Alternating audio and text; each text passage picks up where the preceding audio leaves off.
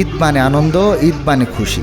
আর এই আনন্দকে উপভোগ করতে চায় প্রকৃতির সাথে কৃত্রিম উপাদানের মিশ্রণে তৈরি একটি চমৎকার পরিবেশ। পঞ্চগড়ের করতোয়া নদীর কোল ঘেঁষে তালমা এলাকায় প্রায় ৩০ বিঘা জায়গায় গড়ে ওঠা জেলার বিনোদন কেন্দ্র হিমালয় বিনোদন পার্ক জেলার সব শ্রেণী পেশার মানুষের সেই চাহিদা পূরণ করছে।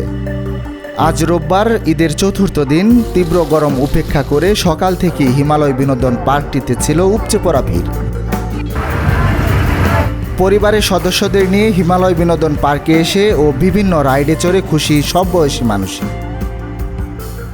ঈদের ছুটিতে আমরা আমার দাদু বাড়িতে বেড়াতে এসেছি।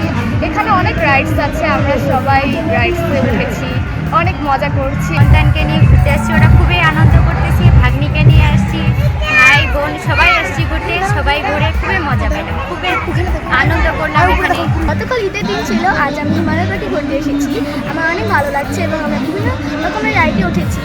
আর পার্কের ম্যানেজার বলছেন, মানুষের বিনোদনের চাহিদা পূরণ করতে তারা যথাযথ চেষ্টা করছেন।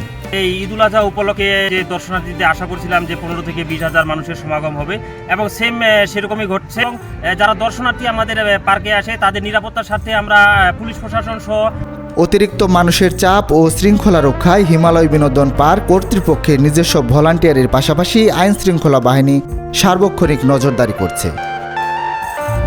সূর্যয় কর্মকার, আয়না টেলিভিশন।